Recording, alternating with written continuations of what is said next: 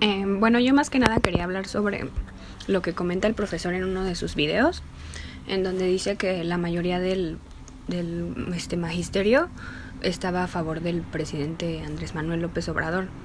Y bueno, yo encontré, según el periódico El Economista, dice que el magisterio repartía su apoyo entre el candidato Andrés Manuel López Obrador y el candidato José Antonio Meade. Se fraccionaba entre estos candidatos porque la dirigencia nacional del partido de la Nueva Alianza pues estaba integrado por una buena cantidad de profesores y ellos estaban en alianza con el PRI. Firmaron una alianza con el PVM para establecer una alianza parcial y pues bueno, obviamente a favor del candidato José Antonio Meade. Y bueno, los grupos que operaban cercanos a el Baester Gordillo se sumaron al proyecto de Andrés Manuel López Obrador. Entonces, pues como que el magisterio se dividía, no era como que la mayoría estuviera a favor del candidato Andrés Manuel López Obrador. Más sin embargo, cuando fueron arrojados los resultados de las elecciones, pues se vio que sí estaba más a favor el magisterio del candidato Andrés Manuel López Obrador, por lo cual pues se puede ver que obviamente aunque firmaron esa alianza, la firmaron inconformes. Hola, buenos días, Yolone. Cabe resaltar que es evidente esta parte en cuanto a lo que es la votación de ciertos factores, de ciertas personas, de ciertos individuos. ¿Por qué? En los gobiernos anteriores, no conozco las cifras exactas, pero para que se den una idea, en la escuela donde está mi cuñada y en otra escuela donde está mi concuño, estaban registrados alrededor de 455 profesores, de los cuales solamente asistían 12 o 10 profesores. Entonces, en la otra escuela donde estaba mi concuño, o donde está más bien, estaban registrados más de 1,500 profesores cobrando su plaza, y era una telesecundaria. Por lo regular habían 4 profesores que asistían a impartir sus clases en ese tipo de plataforma que es una telesecundaria, ¿no? Entonces, concuerdo con nuestra compañera Salma en cuanto a la alianza que se pactó, vamos a llamarlo así, para que pudiesen votar por el PRI. Sí vino a surgir algo importantísimo en cuanto al gobierno de Andrés Manuel López Obrador y la importancia que le dio al gremio, ¿no? Que es el magisterio académico y todo esto, de que se diera tal cual. Si estaban registrados 5 profesores, los 5 tenían que dar clases. Entonces sí fue como que esta parte de, no sé si llamarlo evasión de economía para los altos ponentes y todo esto, pero sí se me hizo de esa parte injusta y creo que en cuanto a esta parte de la legitimación de esta gubernatura, de esta haciendo el área académica. Y sería de esto de mi parte. Sí, gracias. Buenos días. El video que nos envió el profesor habla sobre el artículo 3 constitucional y se enfoca más en el párrafo 7º y en el 8º, donde nos habla de los procesos de selección para profesores que deberán ser públicos, transparentes y equitativos. Y lo que se establezca en en esos párrafos no afectará la selección de profesores. Estuve investigando y encontré que los egresados de las escuelas normales y de la escuela de la Universidad Pedagógica Nacional tendrán prioridad dentro de estos procesos. Y los elementos que se toman en cuenta es la formación docente pedagógica, la acreditación de estudios mínimos de la licenciatura, el promedio general de la carrera, los cursos extracurriculares con reconocimiento de validez oficial, los programas de movilidad académica, el dominio de una lengua distinta a la propia y la experiencia docente. Y creo que sería todo. No sé, sigue creo que mi compañera Ivonne. Ivonne, ¿tienes algo que aportar? Gracias. El no afectar la permanencia de los docentes está estipulado en el párrafo 7º y 8º del artículo 3º constitucional y de la nueva reforma educativa, en la que se manifiesta no afectar al docente de acuerdo a las evaluaciones que esté presente, ya que éstas no deben influir en la situación laboral ni en sus ingresos económicos. Esto no determinará, la evaluación no determinará el estatus que el docente tenga dentro de sus ingresos ni de su antigüedad. Está estipulado que las evaluaciones solo enriquecerán y se les reforzará a los docentes con las habilidades que no tengan, pero no así para que éstas se afecten a su situación laboral y su situación en ingresos económicos ni en prestaciones económicas. Gracias. Buenos días a todos. Bueno, primero les compartiría como los puntos generales más importantes de esta parte de la reforma de AMLO en educación. Y bueno, en cuanto a la ley general del sistema para la carrera de las maestras y los maestros, hay varios puntos importantes. Por ejemplo, que la SEP instalará o ya instaló, no estoy segura, una mesa de diálogo entre las autoridades educativas locales para que todos puedan participar y haya como mesa, ¿cómo se dice? Vamos a decirle como una lluvia de ideas. Es una mesa de diálogo. Y los sindicatos también pueden participar para asignar las plazas docentes. Por otra parte, se eliminan también los exámenes de diagnóstico. Ya no necesitas hacer como tal un examen de diagnóstico para acceder a una plaza y poder mantenerte en ella. Ahora vas a pasar por otro procedimiento que están también por publicar. Ahorita les enseño en dónde, porque quiero hacer 2 aportaciones, pero bueno, ahí voy.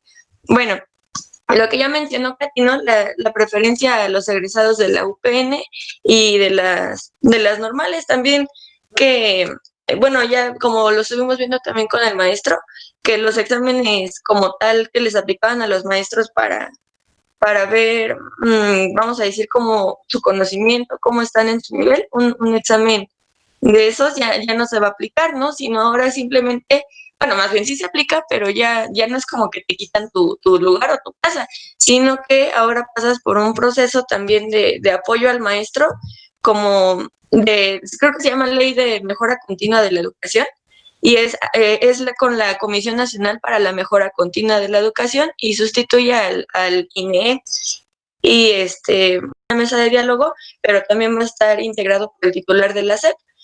Y bueno, esos son muchos puntos, pero esos son algunos de los que me parecieron muy importantes. También me gustaría enseñarles, ¿puedo compartir mi pantalla, Ro?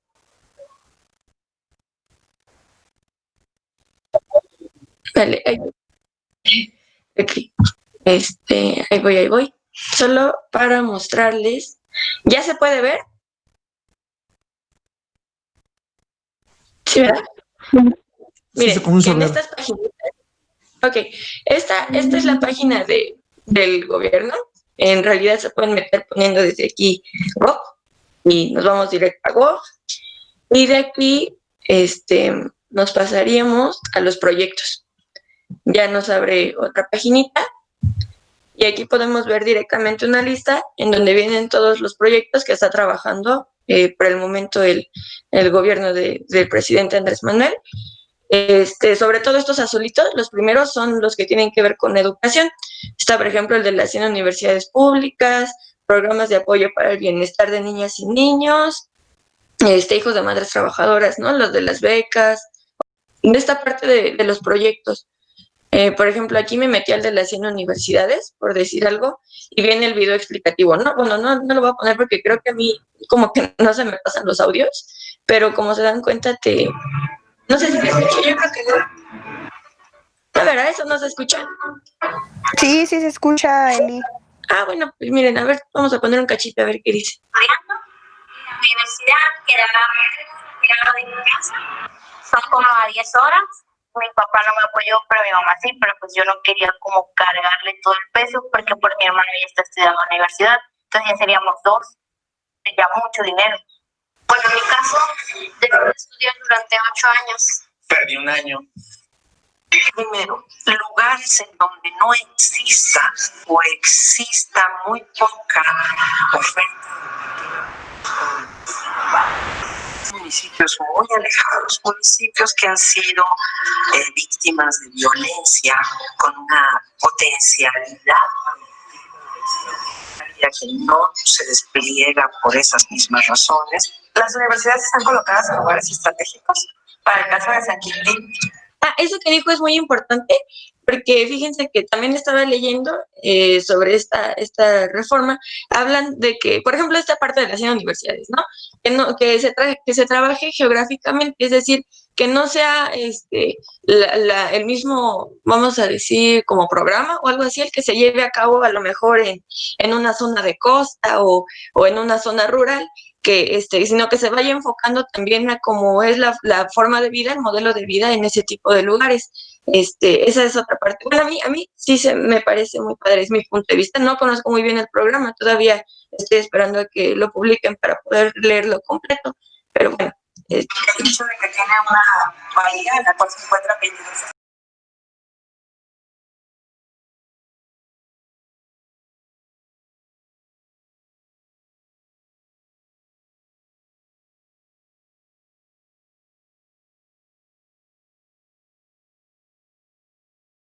El secretario de Educación Pública, Esteban Moctezuma, dijo que lo mejor de la educación pública en México está por venir. Hoy enumeró 15 diferencias entre la reforma educativa vigente y la que se aprobó en los tiempos del gobierno del presidente Peña Nieto en 2013. Y la reforma propuesta por el presidente López Obrador, bueno, dice que hay grandes diferencias. Reforma que está en discusión legislativa. Entre algunas de esas diferencias, marcó Esteban Moctezuma, habló de que la actual reforma mantiene una evaluación punitiva, les gusta mucho esa palabra, pone en riesgo la permanencia del empleo de los maestros. Por esos criterios, dijo, ahora van a estar prohibidos esas evaluaciones en la nueva reforma educativa. No se podrá ligar cualquier proceso a la permanencia del trabajo. Habló también de que en la reforma de 2013 la evaluación era homogénea en todo el país. Ahora dice que habrá diferencias.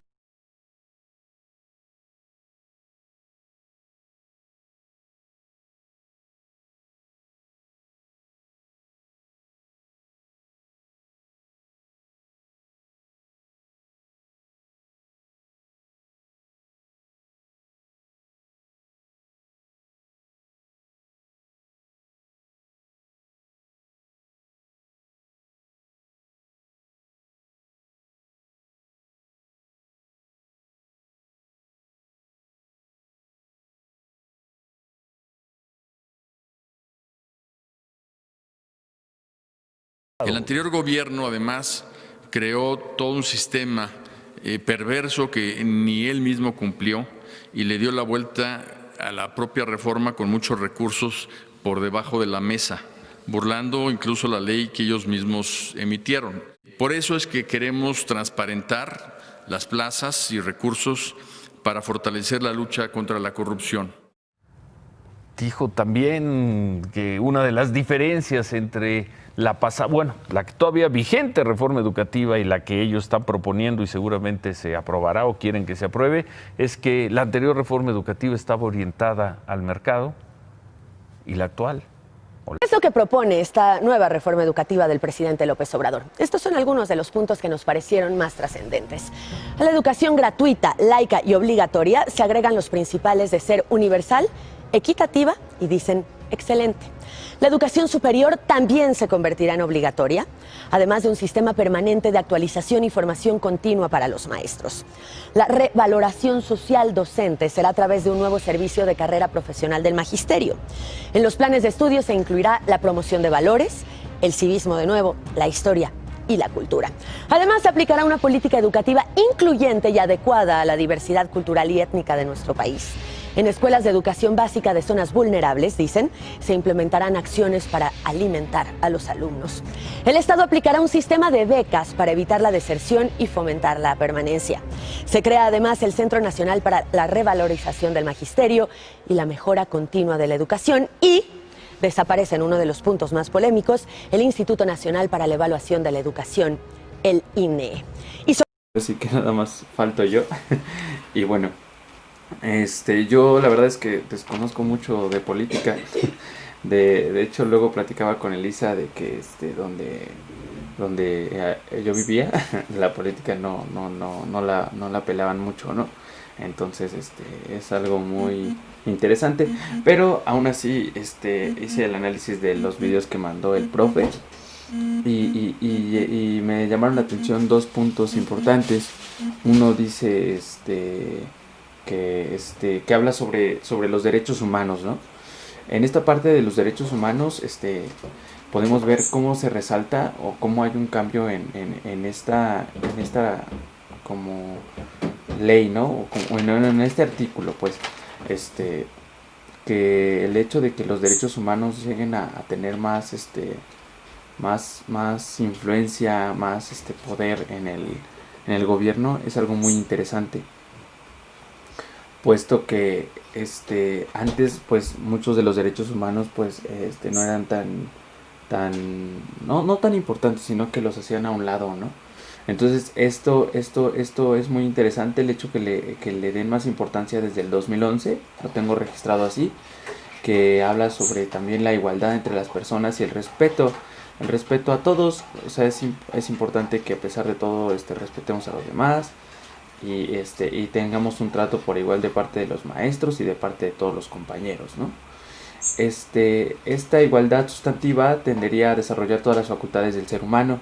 Por ejemplo, en este caso, el amor, el respeto, la cultura de paz o la cultura que es la que nos hace falta, la ciencia de solidaridad, que viene relacionado también con la libertad, ¿no? Para promover también los valores y mejorar la enseñanza continua. Y bueno, quiero retomar igual un punto importante que es la evaluación docente. Yo recuerdo que cuando iba en la secundaria, muchos días faltamos a la escuela porque muchos maestros iban a hacer manifestación o de que no querían ser evaluados, ¿no? Tal vez uno lo veía así como de no, pues es que qué mala onda, ¿no? Solo van a manifestarse o a armar revueltas, pues a lo tonto, ¿no? O sea, puede ser, o sea, pensamiento de más joven. Y dice, ¿por qué no tenemos clase? ¿No? Es muy más importante la clase, pero si nos vamos ahora sí un poco adentrando en el tema que sería, ¿por qué no querían dar clase? ¿Por qué querían manifestar su punto de vista? Es por lo mismo de que pues no se sentían seguros, o sea, de que de un tiempo para otro, digamos que en la evaluación docente, como dice Salma, administrativa más que de conocimientos, yo no quiero o como gobierno no me dan ganas de tenerte, ¿no? Porque yo siento que es un poco más selectivo el rollo. Bueno, ok, ya voy a continuar. La evaluación docente, pues muchas veces se podía dar a este tipo de interpretaciones, ¿no? Pero la verdad, a mí eso me gustó mucho de la reforma del artículo 3º, que que el hecho de que los maestros van a poder ser evaluados y aún así pueden mantener su trabajo, ¿no? Nada más que existe un fortalecimiento a los maestros. Yo creo que es como que en este caso igual el Estado se comprometió, bueno, yo leí que se comprometió a reforzar las normales, para que ellos puedan tener un mejor contenido de programas y proyectos. Y esto también, que algo que me llamó mucho la atención, es que contemplan los contextos y espacios sociales del país. Por ejemplo, las regiones o los locales, si vives en tal lado, cómo es tu forma de enseñar por trabajar ahí o cosas así. Entonces, bueno, esos son los puntos que yo quiero resaltar de los videos que mandó el profesor.